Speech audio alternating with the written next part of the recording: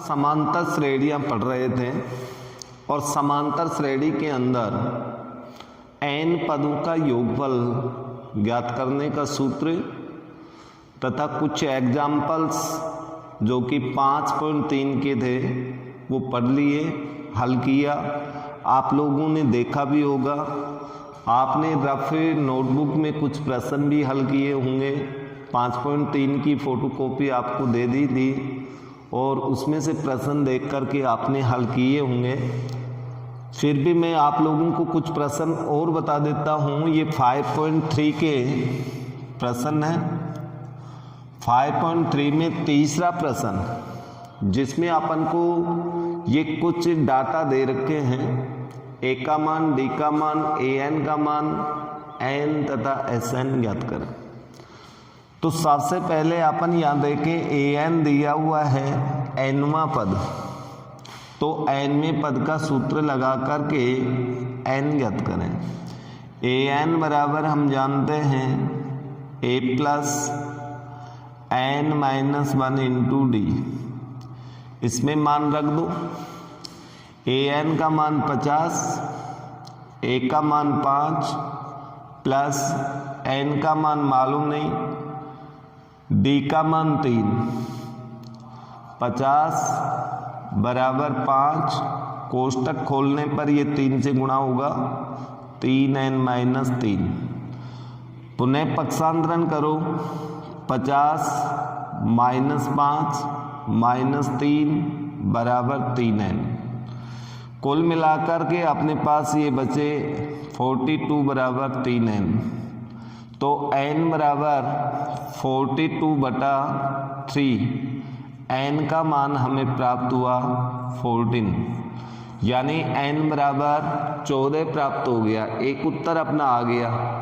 अब कह रहा है कि Sn ज्ञात करो, इसलिए Sn बराबर आप इसमें सूत्र लगा दें n/2 2a plus n minus 1 into D. इस सूत्र का प्रयोग करें। सारे मान आपको यहाँ पर दिए हुए हैं। n का मान 14 रखना, a का मान 5, d का मान 3। तो इसमें मान रखने पर अपने पास आएगा 14/2, 2 इंटू a का मान 5 प्लस n का मान 14 माइनस 1 गुणा 3 बराबर 7 इंटू ये हो गया 10 प्लस 14 में 1 घटाएंगे 13 गुणा 3 बराबर 7, ये 10 प्लस 39 बराबर 7 इंटू 49।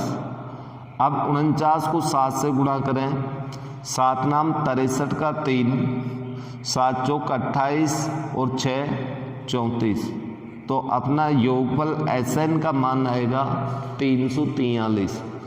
तो इस तरह से इस प्रश्न को हल करें। ऐसा ही प्रश्न अपने पास तीसरे का 7वां प्रश्न दे रखा है, जिसमें a का मान 8, an का मान 62, Sn का मान 210 और n तथा d ज्ञात करें। अब प्रश्न समझ में आना चाहिए। यहाँ पर अपन को Sn दिया हुआ है और Sn दिया हुआ है तो Sn का सूत्र अंतिम पद, nवां पद का अर्थ होता है अंतिम पद यहाँ दिया हुआ है, तो अंतिम पद का सूत्र लगा दें। तो आप यहाँ पर ये वाला सूत्र लगाएंगे, Sn बराबर n/2 into a plus l, l means an भी लिख सकते हैं, ये अंतिम पद है। तो ये आपको एक योगफल के रूप में दूसरा सूत्र लिखाया था। Sn का मान 210, n का मान मालूम नहीं, a का मान आपको 8 दिया हुआ, an का मान 62 है, या फिर 210 बराबर अपने पास आएगा n/2 इंटू 70, या 210 बराबर 35n या n बराबर, इसको इधर लिख देता हूँ, n बराबर पक्षांतरण करेंगे तो 210/35, 35 भाग में चला जाएगा। 35 का भाग इसमें देंगे तो 35 का भाग इसमें 6 बार जाएगा, 35 का 210। n का मान हमें प्राप्त हो गया। अब हमें d का मान ज्ञात करना है, तो d का मान ज्ञात करने के लिए आप an बराबर a plus n-1 into D वाला सूत्र लगा दो। an का मान आपको 62 दे रखा है, a का मान 8 है, प्लस n का मान 6 प्राप्त हो चुका इंटू डी। अब ये एक समीकरण बनेगी और इस समीकरण को अपन हल करेंगे तो अपने पास d का मान भी आ जाएगा।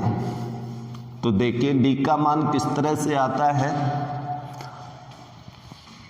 62 बराबर 8 प्लस 6 में 1 घटाएंगे 5 गुणा डी, 5d। 62 माइनस 8 पक्षांतरण कर दिया 8 को, 5d। 62 में से 8 को घटा दो, शेष कितना बचेगा अपने पास, 54, 5d। या d बराबर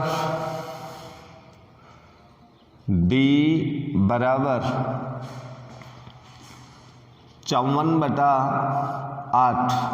अब 8 का भाग दें, 8 का भाग देंगे तो इसमें 8 का भाग 8 का 48, शेष बचा 6, तो भाग नहीं जा रहा है, तो अपने पास 6 सही 6/8 भी लिख सकते हैं, या 6 सही 3/4, ये d का मान होगा। इस तरह से इसमें d का मान पूर्णांक भी नहीं आ रहा, लेकिन d अपूर्णांक भी हो सकता है। यहाँ 4 नंबर का प्रश्न है कि 616 योग प्राप्त करने के लिए इस एपी में से कितने पद लेने चाहिए। तो आप लोगों के ये समझ में आना चाहिए कि 616 Sn का मान है, Sn का मान दे रखा है, एपी दे रखी है, पदों की संख्या यानी n का मान ज्ञात करना है, तो Sn का सूत्र लगाएंगे इसमें, अर्थात अपन इसमें सूत्र लगाएंगे Sn बराबर n/2 2a plus n-1 into D वाला, और इसमें मान रखते जाएंगे। Sn का मान 616, n का मान हमें मालूम नहीं है, 2a का मान पहला पद 9 है, प्लस n का मान मालूम नहीं है, d यहाँ से ज्ञात कर लेना, 17 में से 9 घटाए, 17 में से 9 घटाएंगे तो कितना आएगा 8। 616 बराबर n/2 इंटू 18 प्लस ये 8 से गुणा हो जाएंगे 8n-8, या कुल मिलाकर के 616 बराबर n/2 इंटू 18 प्लस का 8 माइनस का, तो शेष बचा 10 प्लस 8n, ये n की संख्या है, ये ऐसे कैसे रहेगी। इसको अंदर गुणा कर दो, 616 बराबर ये 5n, n/2 से 10 को गुणा करेंगे तो 5n, n/2 को 8n से गुणा करेंगे तो प्लस में 4n² आएगा। ये अपना एक द्विघात समीकरण बन गई। इस द्विघात समीकरण को गुणनखंड विधि से हल करेंगे तो अपने पास n के 2 मान आएंगे। 616 को पक्षांतरण करेंगे माइनस का होगा बराबर 0। इसके गुणनखंड करेंगे तो हमें 2 मान प्राप्त होंगे, और उन 2 मानों में यदि दोनों धन पूर्णांक हैं तो दोनों n के मान होंगे, अन्यथा 1 होगा। यहाँ पर Sn का मान 616 नहीं 636 है, तो इसको 636 करना, 636 यहाँ भी 36, तो ये भी 36। अब इसके गुणनखंड करोगे तो इसको और इसको मल्टीप्लाई करने पर 2544 आता है। ऐसी दो संख्या ढूंढे कि गुणा करें तो 2544 जोड़े घटाएं तो 5 आए। और ऐसी दो संख्या हैं 53 एंड 48।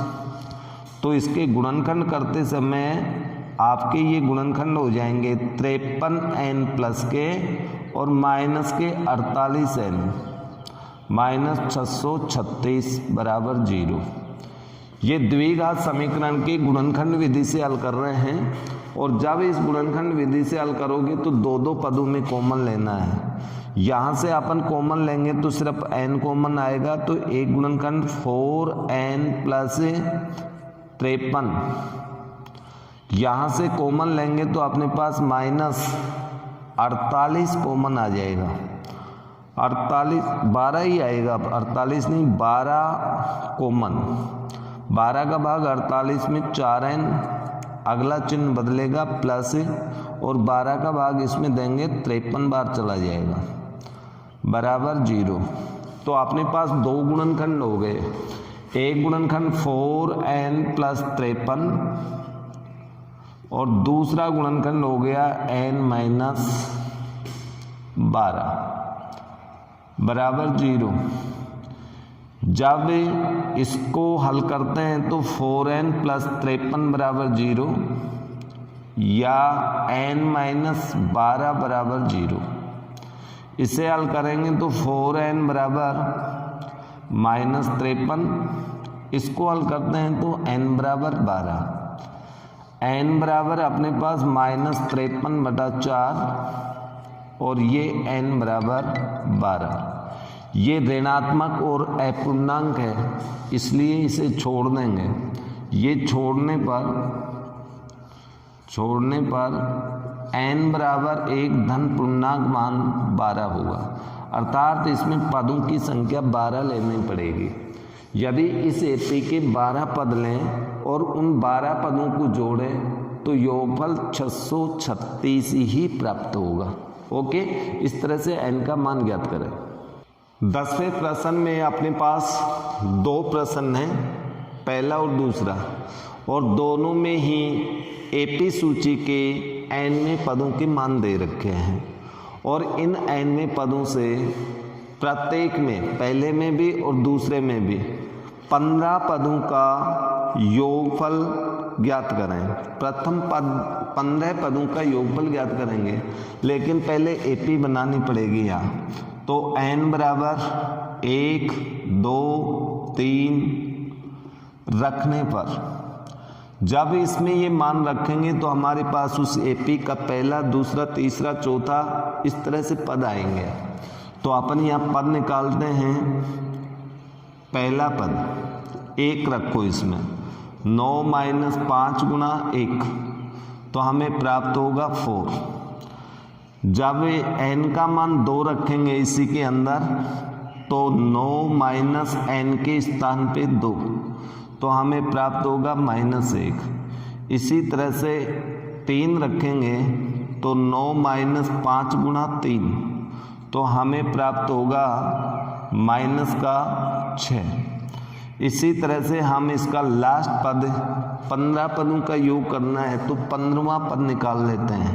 A15 बराबर 9 माइनस 5 गुणा 15, अर्थात 9 माइनस 15 5 75। 15 को 5 से गुणा करेंगे 75 होगा, अर्थात इसको लिखेंगे 9 माइनस 75। अब 75, 9 में से 75 घटाएंगे तो माइनस का कितना बचेगा अपने पास, घटा के देखें आप, घटाएंगे तो माइनस का 66 बचेगा। ओके, तो ये 15वें पद का मान आ गया। पहले पद का मान 4 है और n का मान 15 दे ही रखा है, इसलिए 15 पदों का योग ज्ञात करें तो आप ये वाला सूत्र लगा दें। Sn बराबर n/2 a plus l means अंतिम पद, 15वां पद, तो S15 बराबर n का मान 15/2 ये आपका 4, अंतिम पद आपका कितना है -66, तो यहाँ पर चिन्ह माइनस हो जाएगा 66। ओके, या फिर आगे हल करें तो 15/2, 4 में से 66 को घटाएंगे तो माइनस का 62 बचेगा, बराबर इनको गुणा करेंगे तो -15 गुणा 62/2 बराबर -15 गुणा 31, ये इससे कट जाएगा। या फिर -15 को इससे गुणा करो, 15 एकम 15, 15 तिक 45 रेख 46, यानी 15 पदों का योग -465 प्राप्त होगा। यानी कुल मिलाकर के कहने का मतलब ये है कि यदि nवां पद दे रखा हो फिर योगफल पूछे तो nवें पद से आप पहले पद निकालें एपी के, और पद निकालने के बाद में सूत्र पदों के अनुसार लगाएं। यदि अंतिम पद मालूम हो तो आप ये वाला, अंतिम पद नहीं मालूम हो तो डी निकाल करके आप बड़े वाले सूत्र का प्रयोग कर दें। ओके, 14वां प्रश्न है 0 से 50 के मध्य विषम संख्याओं का योगफल ज्ञात करें। अब 0 से 50 के मध्य विषम संख्या देखिए, पहले आती है 1, दूसरी 3, 5, 7, इस तरह से अंतिम अपन को पता है 49 आएगी। तो ये विषम संख्या ही हैं। इन विषम संख्याओं के अंदर एक एपी बन रही है और इस एपी में पहला पद 1, डी का मान देखें तो डी का मान भी अपन को मालूम है 2, पदों की संख्या इसमें मालूम नहीं है, पद आपको निकालने पड़ेंगे। लेकिन अंतिम पद an तो आपको मालूम है 49, और जब अंतिम पद मालूम है तो an का सूत्र लगाएं पहले, अर्थात इसमें पदों की संख्या ज्ञात करनी पड़ेगी पहले, और पदों की संख्या आने के पश्चात उनका योगफल होगा। तो an बराबर 49 बराबर a का मान 1 प्लस n-1 इंटू डी का मान 2, तो 49 बराबर 1 प्लस 2n-2, कोष्टक खोल दिया। पक्षांतरण करेंगे तो 49 1 माइनस का हो जाएगा, 2 इधर आके प्लस का हो जाएगा, इधर बचा 2n, ये पक्षांतरण हो गया। 2 और 49 51 में से 1 घटा देंगे 50 बराबर 2n, या n बराबर 50/2, तो n का मान हुआ अपने पास 25, अर्थात इसमें पदों की संख्या 25 है। और जब पदों की संख्या आ जाए तब अपन Sn ज्ञात करेंगे। Sn बराबर n/2 a प्लस अंतिम पद l, इसका सूत्र लगा सकते हैं क्योंकि इसमें अंतिम पद मालूम है, n का मान मालूम है, पहला पद मालूम है, तो हम इस सूत्र का प्रयोग कर सकते हैं। तो Sn बराबर अपने पास हो गया 25/2 इंटू a मीन्स 1, अंतिम पद 49 बराबर 25/2 गुणा 50, या फिर 25 गुणा 25, 2 से 50 कट जाएगा तो अपने पास आया 625, अर्थात 0 से 50 के मध्य विषम संख्याओं को लिखकर जोड़ें तो योगफल 625 ही प्राप्त होगा। ओके, देखिए प्रश्न संख्या 15 वैसे तो काफ़ी बड़ा दिख रहा है लेकिन इतना बड़ा नहीं है, समझने की कोशिश करें। एक ठेकेदार है, ठेकेदार जब निर्माण कार्य को समय पे पूरा नहीं करता तो कुछ पेनल्टी का प्रावधान यानी जुर्माने का प्रावधान है। यदि एक दिन लेट होता है तो 200 रुपये जुर्माना, दूसरे दिन लेट होता है तो 250, तीसरे दिन 300, अर्थात प्रत्येक एक दिन लेट होने पर 50 रुपये अधिक जुर्माना देना पड़ता है। यदि कोई ठेकेदार 30 दिन विलंब कार्य करता है तो उसे कुल कितना जुर्माना, अर्थात आपको योगफल ज्ञात करना है। लेकिन इसमें आप लिखेंगे आंसर जुर्माना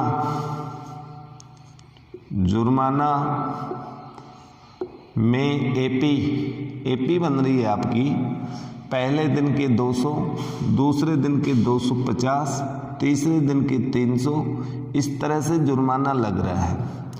इसलिए ए बराबर यहाँ हुआ 200, डी बराबर हो गया 250 माइनस 200 यानी 50 रुपये विलम्ब है, और एन बराबर दिया है आपको 30, इसलिए 30 दिन विलम्ब होने पर कुल जुर्माना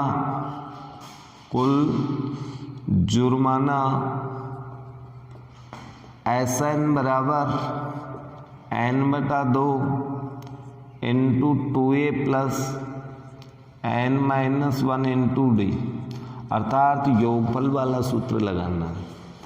तो S30 इसका अर्थ हुआ 30 दिनों का जुर्माना राशि का योगफल। n का मान 30/2, 2 इंटू पहला पद 200 प्लस n का मान 30 माइनस 1 इंटू डी 50 बराबर 15, क्योंकि 30 में 2 का भाग चला जाएगा। 200 को 2 से गुणा किया 400 प्लस 30 में से 1 घटाओ 29 गुणा 50 या 15 400 प्लस 29 को इससे गुणा करेंगे तो अपने पास आएगा 1450। जोड़ करेंगे कोष्टक के अंदर तो अपने पास 400 और 1450 1850।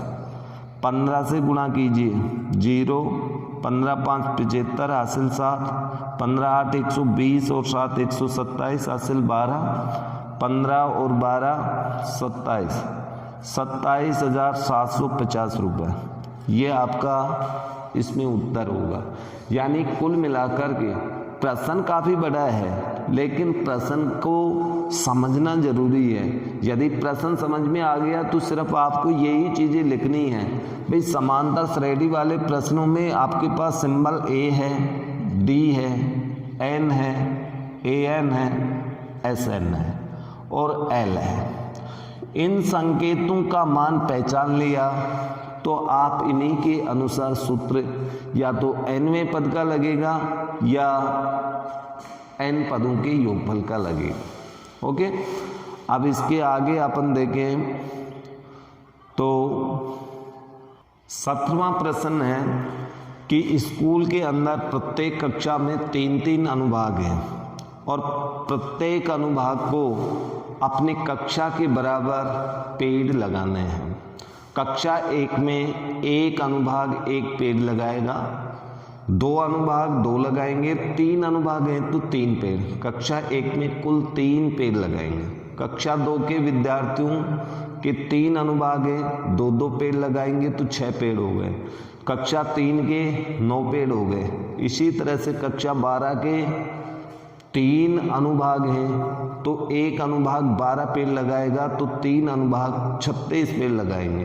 अब पेड़ों की कुल संख्या ज्ञात करनी है तो आपको SN ज्ञात करना है। तो यहाँ पर आप लिखेंगे कक्षा, प्रत्येक कक्षा, ये लिख देना आप आंसर, प्रत्येक कक्षा द्वारा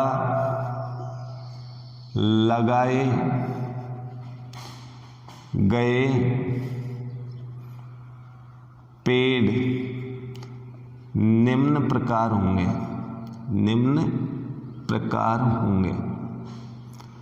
देखिए यहाँ पर फर्स्ट कक्षा है, ये तो अपन ने कक्षा ले ली। यहाँ पर अपन पेड़ों की संख्या लेते हैं। फर्स्ट कक्षा से 3 पेड़ लगेंगे क्योंकि 3 अनुभाग हैं। एक अनुभाग एक पेड़ लगाएगा तो 3 अनुभाग 3 पेड़। सेकंड कक्षा में एक अनुभाग 2 पेड़ लगाएगा तो 3 अनुभाग ही उसमें हैं तो 6 पेड़। थर्ड कक्षा में आपके पास 3 अनुभाग हैं तो 9 पेड़। इसी तरह से 12th कक्षा में 3 अनुभाग हैं, एक अनुभाग 12 पेड़ लगाएगा तो फिर 3 अनुभाग कितने पेड़ लगाएंगे? 36। तो इस तरह से पेड़ों की जो संख्या है ये एक एपी बना रही है और इस एपी में पहला पद आपका 3 है, दूसरा पद आपका 6, 9, 12 इस तरह से बढ़ता जा रहा है। तो डी का मान होगा आपका 6 - 3 = 3। डी का मान भी 3 है। अंतिम पद आपको दे रखा है an या इसको l भी व्यक्त कर सकते हैं 36। अपन को ज्ञात करना है Sn और Sn बराबर कुल कक्षा यहाँ पर आपको दे रखी है n बराबर 12। कुल कक्षा 1 से लेके 12 तक है तो Sn बराबर n/2 आप इस सूत्र का प्रयोग कर सकते हैं। तो Sn मीन्स 12, 12/2 इंटू a का मान 3, अंतिम पद 36 या 6 × 39 या फिर 9 × 54 हासिल 5, 18, 5, 23, 234 पेड़। और इसमें आप इस सूत्र का भी प्रयोग कर सकते हैं Sn बराबर n/2 × 2a plus n-1 × d। तो यहाँ पर n का मान वही 12, d का मान आप 3 लगाएं। आप इससे भी हल करेंगे तो आपको यही उत्तर प्राप्त होगा। तो दोनों में कोई सा भी कर सकते हैं। प्रश्न संख्या 18 में आपको एक सर्किल दे रखा है जिसमें 2 बिंदु A तथा B हैं। A को केंद्र मानकर पहला अर्धवृत्त यानी ये बना, B को केंद्र माना तो अर्धवृत्त ये बना, 2 अर्धवृत्त हो गए। फिर A को केंद्र मान करके अर्धवृत्त ये बना, फिर B को केंद्र मान करके अर्धवृत्त इस तरह से बना। तो इस तरह से ये आगे चलता रहता है और इसमें कुल 13 सर्किल हैं, 13 अर्धवृत्त है, पहला, दूसरा, तीसरा, चौथा, फिर 5वां ऊपर, 6ठा नीचे। अब इसकी जो रेडियस है उसको अपन सर्किल नंबर 1 की रेडियस r1 मान लेते हैं, 2 की r2 मान लेते हैं, इसकी r3 मान लेते हैं, इसकी r4 मान लेते हैं। तो आप यहाँ पर ये लिखेंगे मन सर्किल 1,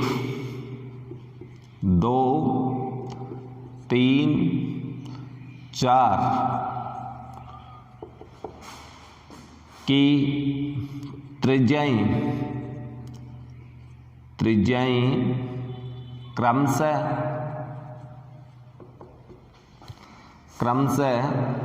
r1 बराबर 0.5, r2 बराबर 1 सेंटीमीटर, r3 बराबर 1.5 व r4 बराबर 2 सेंटीमीटर।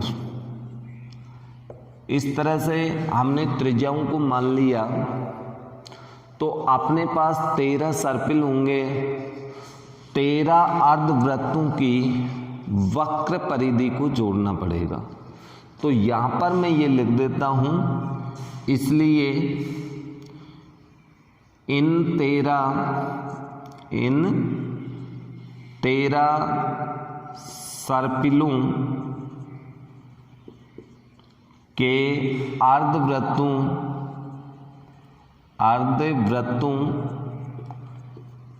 की वक्र परिधि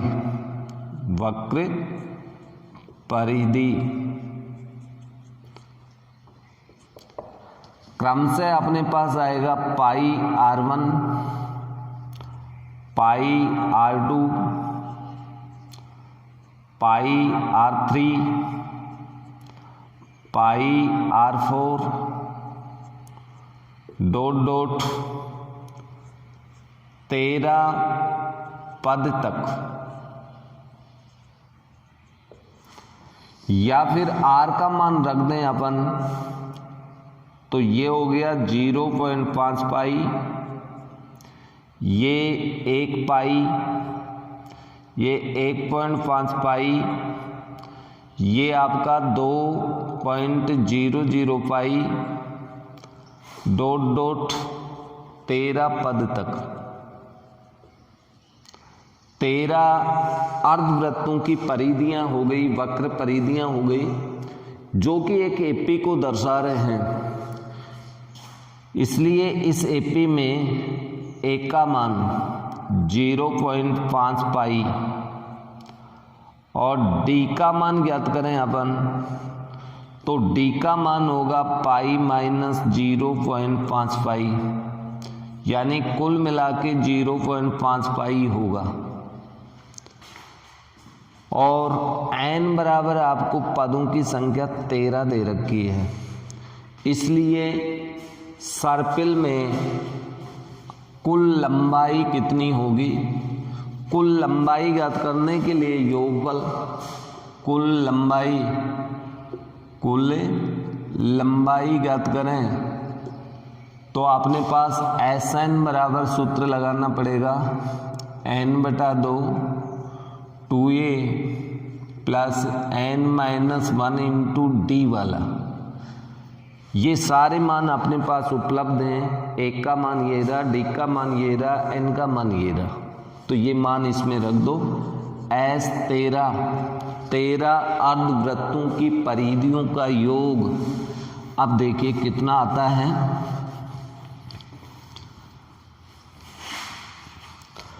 तो ए का मान रख, एन का मान 13/2 2 इंटू 0.5 पाई प्लस एन का मान 13 माइनस 1 और डी का मान 0.5 पाई, मान रख दिए। 13/2 इंटू 0.5 पाई को 2 से गुणा करेंगे तो 1 पाई आएगा। पाई भाई इसको इससे गुणा किया 1 पाई प्लस यहाँ बचे 12 गुणा 0.5 पाई बराबर 13/2 इंटू पाई प्लस 12 को इससे गुणा करेंगे, 12 पंजे 60, एक अंक पहले पॉइंट लगाएंगे, 6.0 पाई, यानी कुल मिला के 6 पाई बराबर 13/2 गुणा पाई और 6 पाई कितने हो गए? 7 पाई। पाई का मान रख दो 13/2 गुणा 7 गुणा पाई का मान होता है 22/7। 7 से 7 कट गया। अब अपने पास मान आया 13/2 गुणा 22, 22 में 2 का भाग चला जाएगा 11, कुल मिलाकर के अपने पास बचा 13 गुणा 11 और 13 को 11 से गुणा करेंगे, 13 एकम 13 हासिल 1, 13 1 14, 143 सेंटीमीटर। तो इस सर्पिल में कुल लंबाई होगी 143 सेंटीमीटर। अर्थात इस टाइप के प्रश्नों को थोड़ा सा समझने का प्रयास करें। लैंग्वेज वाले प्रश्न हैं, एक बार नहीं 2 बार 3 बार अच्छे से पढ़ें और उसके बाद में आप ये देखें कि उसमें जो एपी बन रही है उसमें पहला पद, सार्वअंतर, अंतिम पद या डी का मान कितना है, उसमें योगफल ज्ञात करना है या उसका एनवां पद ज्ञात करना है। ये बात यदि आपके समझ में आ गई तो आपका प्रश्न हल हो जाएगा। ओके, 19वां प्रश्न है कुल लठों की संख्या। लठों की संख्या 200 दे रखी है, अर्थात लठों की संख्या मीन्स Sn, योगफल 200। प्रथम पंक्ति में लठों की संख्या a बराबर 19 से 20 है। पहली पंक्ति में सबसे नीचे वाली पंक्ति में 20 फिर उसके बाद में आपके पास 19 दिए, फिर उसके बाद 18 दिए, फिर उसके बाद में आपको 17 दिए। तो इस प्रकार से अपन यहाँ देखें तो d बराबर आपके पास होगा 19 माइनस 20 बराबर -1, लेकिन n का मान हमें मालूम नहीं है, ये आपको ज्ञात करना पड़ेगा।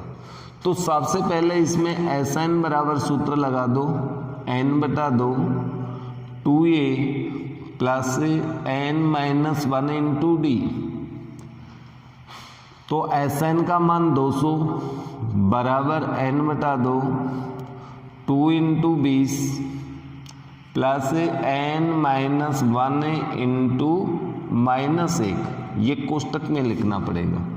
ये 200 बराबर n/2 इंटू 40 प्लस, अब यहाँ पर देखिए -1 को इनसे गुणा करेंगे तो n- का होगा 1 प्लस का, -n + 1, यानी कुल मिला के 200 बराबर n/2 41 -n। इसको अंदर गुणा करें कोष्टक खोल के तो 200 बराबर 41 n/2 -n²/2। ये 2 इधर पक्षांतरण करेंगे तो इधर आके गुणा हो जाएगा। लघुत्तम आपका 202 ही है, ऐसे कैसे रहने दो इसको, माइनस और बटा 2। ये 400 हो गया, 4n - n²। पक्षांतरण करें, ये द्विघात समीकरण बन गया, -4n + 400 बराबर 0। अब इसके गुणनखंड करें तो गुणनखंड के रूप में ऐसी संख्या ढूंढो कि गुणा करें तो 400, जोड़े घटाएं तो 4 आए। अब ऐसी संख्या अपन देखें यहाँ पर, सॉरी ये 41 है, 4 नहीं 41 है, 41। तो ऐसी दो संख्या ढूंढें तो यहाँ पर देखें अपन 25 और 16, इन दोनों को जोड़ेंगे 41 आएगा, 25 को 16 से गुणा करेंगे 400 आएगा। तो अपने गुणनखंड 41 के हो जाएंगे 25n - 16n प्लस 400। अब दो संख्याओं में कॉमन ले, या n कॉमन लिया तो n - 25, इसमें -16 कॉमन लेंगे तो n - 25। अगला चिन्ह बदल जाएगा ये, क्योंकि माइनस कॉमन लिया। तो 2 गुणनखंड हो गए अपने, n - 25 और दूसरा n - 16 बराबर 0। अब इन दोनों को 0 के बराबर रखने पर हमें n के 2 मान प्राप्त होंगे। 16 बराबर 0, तो n बराबर 1 मान आया 25, दूसरा मान n बराबर 16। दोनों मान धनात्मक है, लेकिन यहाँ पर ये मान संभव नहीं है। अब ये संभव क्यों नहीं है? यदि n का मान 25 रखें तो 25वीं पंक्ति में लठों की संख्या, यदि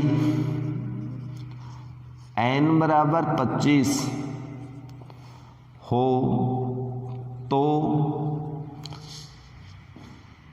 25वीं पंक्ति में A25 बराबर, हम सूत्र जानते हैं 24D। A का मान अपने पास 20 प्लस 24 गुणा -1, इसे हल करें तो 20 - 24 बराबर -4, जो कि असंभव है, असंभव।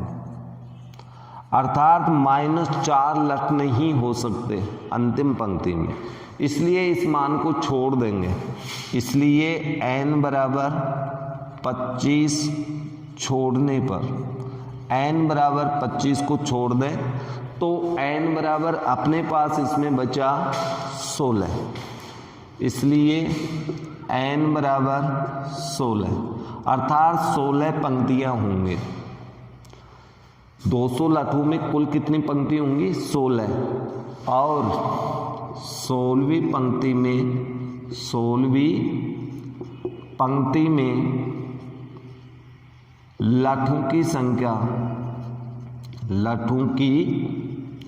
संख्या यदि 16वीं पंक्ति में लठों की संख्या ज्ञात करें अपन तो A16 यानी 16वां पद ज्ञात करेंगे तो A+15D आएगा बराबर A का मान 20, 15 इंटू D का मान -1 तो 20 - 15 कुल मिला के अपना उत्तर 5 होगा।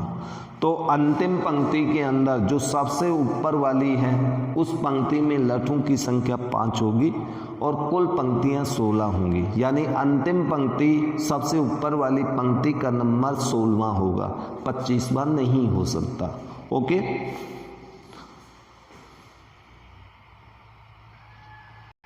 ये इस प्रकार से अपना प्रश्न हुआ कि भाई सबसे पहले Sn का सूत्र लगा करके हमने n का मान ज्ञात किया, द्विघात समीकरण बना और द्विघात समीकरण से दो गुणनखंड, दोनों गुणनखंडों को हल किया तो n बराबर 25, n बराबर 16।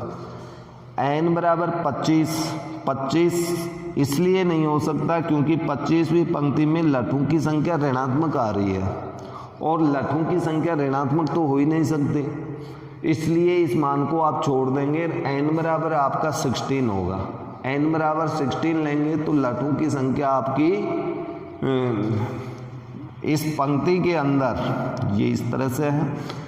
इस पंक्ति 16वीं में लठों की संख्या ज्ञात करें अर्थात 16वां पद ज्ञात करोगे तो आपके पास सूत्र होगा A+15D।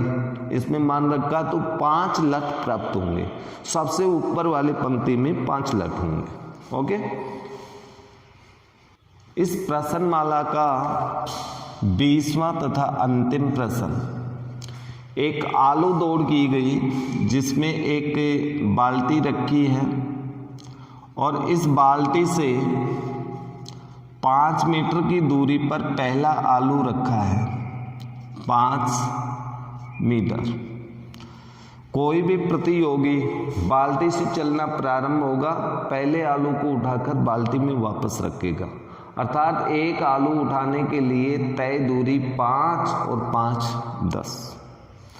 फिर इसके बाद में दूसरा आलू पहले आलू से 3 मीटर दूरी पर, तीसरा आलू इससे 3 मीटर दूरी पर, इस तरह से आलू रखे गए हैं और टोटल आलू की संख्या इस तरह से, यहाँ पर जो लास्ट आलू रखा है वो 10 नंबर का है।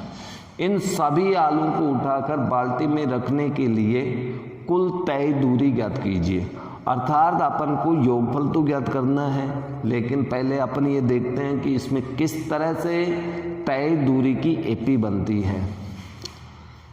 तो आप यहाँ लिखेंगे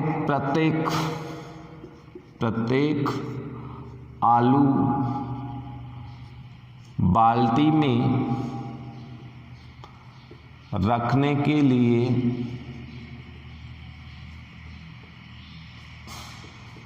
तय दूरी देखते हैं। पहले आलू के लिए 5 + 5 10 हो गई।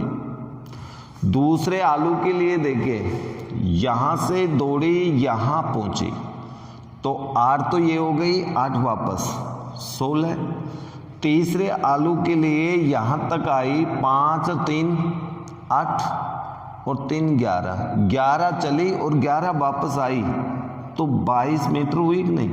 इस तरह से ये कितने पद हुए, 10 पद। 10 पद हो गए अपने पास। तो 10 पदों का योगफल ज्ञात करना है। Sn बराबर n/2 2a plus n-1 into d। अब इसमें मान रख दो, 10 पदों का योग यानी n का मान 10, 2 इंटू a का मान 10 प्लस 10 - 1 d का मान, सारवा अंतर देख लीजिए कितने का आ रहा है, 6 का अंतर है, 6 बराबर ये 5, ये हो गया 20, यहाँ 9 × 6 10 में से 1 घटाएंगे तो ये कुल मिलाकर के अपने पास 5 × 20 प्लस 9 6 54, या फिर इसको आगे हल करें तो 5 × 20 प्लस ये अपने पास 54 था, 54 को 20 में जोड़ देते हैं तो ये बन गया 74। 54 और 20 74, 74 को 5 से गुणा करो, 5 चौक 20, 35 और 2 हासिल 37 मीटर, 370 मीटर दौड़ना पड़ेगा। तो इस तरह से यानी ये प्रश्नमाला जो समांतर श्रेणी की प्रश्नावली थी, बहुत ही सिंपल प्रश्नावली थी। बस इस प्रश्नमाला में तो सिर्फ आपको इतना समझना था, a d a n s n l इन संकेतों में से किन किन का मान आपको दे रखा है और किसका मान आपको निकालना है। यदि ये बात आपको प्रश्न लैंग्वेज समझ में आ गई तो प्रश्नमाला का कोई भी प्रश्न कठिन नहीं है। तो अपनी ये प्रश्नावली पूर्ण रूप से कंप्लीट हो गई। फिर भी कोई प्रश्न नहीं आए तो आप कमेंट्स करके पूछ लें। लेकिन आप लोगों को यानी एक बात अच्छे से बता देता हूँ कि ये गणित विषय है और इसमें बिना अभ्यास के काम नहीं चलता। इसलिए आप लोग अभ्यास करें और ये ना समझें कि पिछले 2 साल की तरह हर साल ही कोरोना यानी कोविड-19 के कारण लॉकडाउन होगा। ये आवश्यक नहीं है कि आने वाले समय में ऐसा हो। इसलिए आप सजग होकर के, सतर्क होकर के और अभ्यास करते रहें और नेक्स्ट वीडियो लेके आएँ। तब तक के लिए दीजिए इजाज़त। धन्यवाद।